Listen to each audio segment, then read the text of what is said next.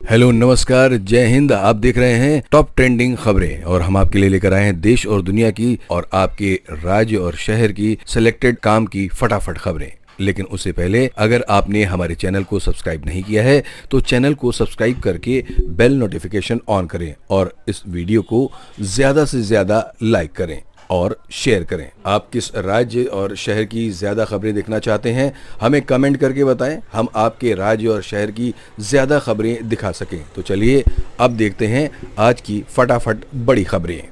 चुनाव आयोग ने बिहार विधानसभा चुनाव की तारीखों का ऐलान कर दिया है। मुख्य चुनाव आयुक्त ने कहा है कि इस बार बिहार विधानसभा चुनाव को बेहद सुगम बनाने की कोशिश की गई है। मुख्य चुनाव आयुक्त ने बताया कि कुल मतदाता 7.42 करोड़ हैं। 14 लाख मतदाता पहली बार मतदान करने वाले हैं। 14,000 मतदाता ऐसे हैं जिनकी उम्र 100 साल से अधिक है। इस बार नई व्यवस्था की गई है। पोलिंग स्टेशन के कमरे के बाहर फ़ोन रखने की व्यवस्था की गई है, जहां वह अपना फ़ोन जमा कर सकते हैं और वोटिंग के बाद वह अपना फ़ोन ले सकते हैं। इस बार चुनाव में कुल 17 नए प्रयोग किए जा रहे हैं।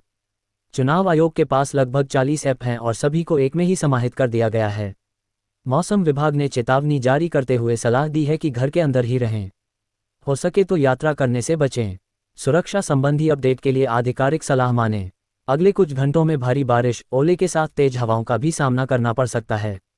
मौसम के इस तरह करवट लेने से इस साल ठंड जल्दी दस्तक दे सकती है। मौसम विभाग के ताज़ा अपडेट के मुताबिक अगले 3-4 दिनों के दौरान गुजरात के कुछ हिस्सों, मध्य प्रदेश और उत्तर प्रदेश के कुछ और इलाकों तथा महाराष्ट्र के कुछ हिस्सों में दक्षिण पश्चिम मानसून की वापसी के लिए परिस्थितियां अनुकूल हैं। पिछले 24 घंटे में तटीय आंध्र प्रदेश, मराठवाड़ा, तमिलनाडु, असम और मेघालय और पश्चिम बंगाल के कुछ इलाकों में भारी से बहुत भारी वर्षा हुई है। ओडिशा, पश्चिमी मध्य प्रदेश, राजस्थान में अच्छी बारिश हुई है। पश्चिमी राजस्थान के कुछ हिस्से में ओले भी गिरे हैं। पीएम किसान योजना की अगली किस्त पाने के लिए कुछ जरूरी शर्तें पूरी करनी होंगी। सबसे जरूरी है KYC। जिन किसानों ने अभी तक KYC नहीं करवाई है उनके खाते में राशि ट्रांसफर नहीं होगी। सरकार ने इस नियम को सख्ती से लागू किया है ताकि केवल सही और पात्र किसानों को लाभ मिले और धोखाधड़ी को रोका जा सके। इसके अलावा अगर आपका बैंक खाता आधार कार्ड से लिंक नहीं है तो भी किस्त अटक सकती है। गलत IFSC कोड, बंद खाता या अपडेट न की गई जानकारी भी राशि रुकने का कारण बन सकती है। कई बार अधूरे या गलत दस्तावेज जमा करने से भी आवेदन रिजेक्ट हो जाता है। किसानों को सलाह है कि वे अपनी सभी जानकारी दोबारा जांच लें। सीएम योगी ने कहा है कि 16,000 रुपये से 20,000 रुपये प्रति माह सीधे सफाई कर्मियों के बैंक अकाउंट में पहुंचेगा। इसके अलावा सभी सफाई कर्मियों का आयुष्मान कार्ड भी बनेगा, जिससे वे 5 लाख तक का मुफ्त इलाज करा सकेंगे।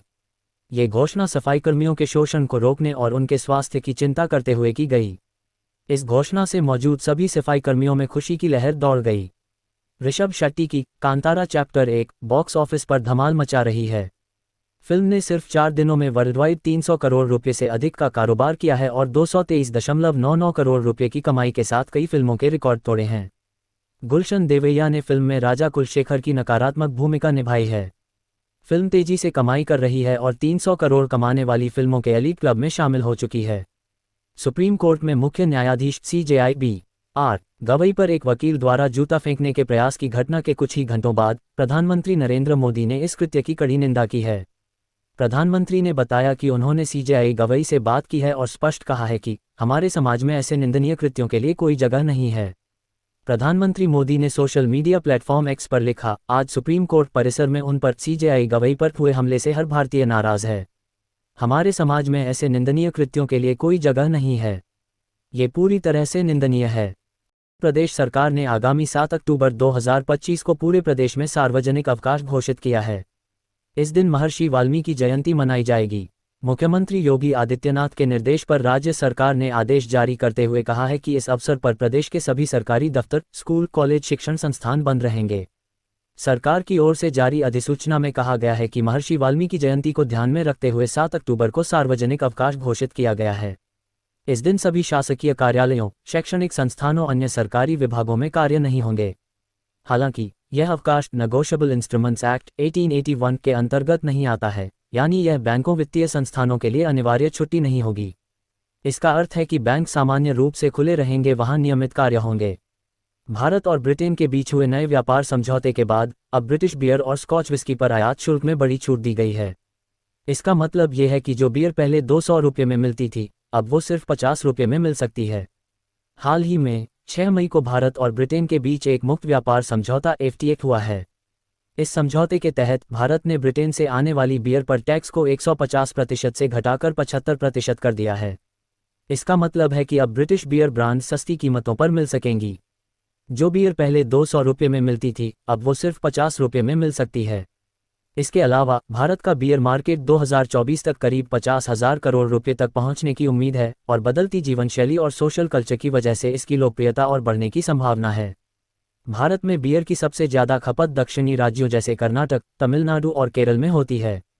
इसके अलावा गोवा अपने खुले शराब कानूनों और पर्यटकों की वजह से बियर का एक बड़ा केंद्र है। उत्तर भारत में भी दिल्ली और चंडीगढ़ जैसे शहरों में बियर की खपत अच्छी होती है। बिहार के खेल प्रेमियों को मुख्यमंत्री नीतीश कुमार ने रविवार को तोहफा दिया है।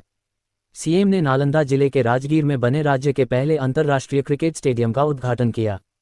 इस दौरान मुख्यमंत्री ने पवेलियन और क्रिकेट ग्राउंड का शिलापट अनावरण और फीता काटकर लोकार्पण किया। उन्होंने स्टेडियम के पवेलियन भवन और मैदान का निरीक्षण किया और वहां की व्यवस्थाओं की विस्तार से जानकारी ली। इस दौरान सीएम नीतीश कुमार ने कहा कि इस स्टेडियम के निर्माण से बिहार में खेल संस्कृति को नई ऊंचाइयां मिलेंगी और राजगीर राष्ट्रीय तथा अंतर्राष्ट्रीय खेल पर्यटन के नक्शे पर स्थापित होगा। उन्होंने विश्वास जताया कि जल्द ही यह स्टेडियम अंतर्राष्ट्रीय मैचों की मेजबानी करेगा, जिससे पर्यटन को बढ़ावा मिलेगा और स्थानीय अर्थव्यवस्था को नई मजबूती मिलेगी। योगी सरकार ने घर बनाने के नियमों में कुछ बड़े और अहम बदलाव किए हैं, जिन्हें जानना आपके लिए फायदेमंद होगा। मुख्यमंत्री योगी आदित्यनाथ ने विकास प्राधिकरणों को साफ निर्देश दिए हैं कि अब से सभी नए घरों के नक्शे तभी पास होंगे जब इन नियमों का पालन किया जाएगा। क्या हैं ये नए नियम? सरकार का फोकस पर्यावरण को बचाने और लोगों की सुरक्षा बढ़ाने पर है। आइए आसान भाषा में समझते हैं कि अब घर बनाने के लिए क्या क्या जरूरी होगा। बारिश का पानी बचाना जरूरी, रेन वाटर हार्वेस्टिंग। अब यूपी में बनने वाले सभी नए घरों में रेन वाटर हार्वेस्टिंग सिस्टम लगाना अनिवार्य होगा।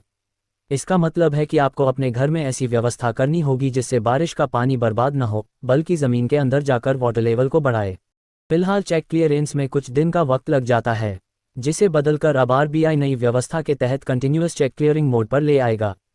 इसके तहत सुबह 10 बजे से शाम 4 बजे तक जो भी चेक जमा होंगे, उनकी इमेज और डेटा तुरंत स्कैन करके क्लियरिंग हाउस को भेजी जाएगी।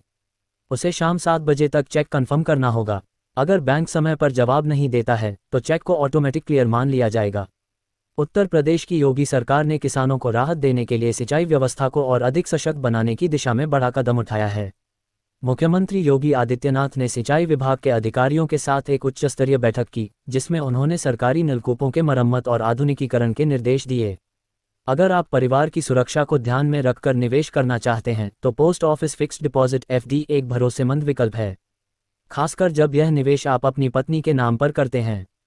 भारतीय परिवारों में अक्सर निवेश से जुड़े फैसले पुरुष ही लेते हैं, लेकिन पत्नी के नाम पर निवेश करना कई मायनों में फायदेमंद साबित हो सकता है।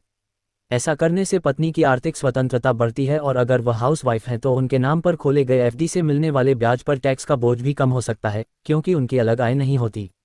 इसके साथ ही इस तरह का निवेश परिवार के भविष्य की वित्तीय सुरक्षा को और मजबूत करता है। आपातकालीन स्थिति में पत्नी सीधे उस निवेश का उपयोग कर सकती हैं, जिससे परिवार की आर्थिक जरूरतें समय पर पूरी हो जाती हैं। करोड़ों केंद्रीय कर्मचारियों और पेंशनर्स के लिए बड़ी खबर है। भले ही 8वें वेतन आयोग को पूरी तरह लागू होने में वर्ष 2028 तक का समय लग सकता है, लेकिन कर्मचारियों को इसका फायदा 1 जनवरी 2026 से ही मिलना शुरू हो जाएगा।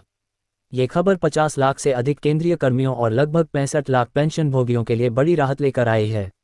भले ही आयोग का आधिकारिक गठन या नोटिफिकेशन अभी जारी नहीं हुआ है, लेकिन माना जा रहा है कि नई सैलरी का कैलकुलेशन जनवरी 2026 की तारीख से ही किया जाएगा।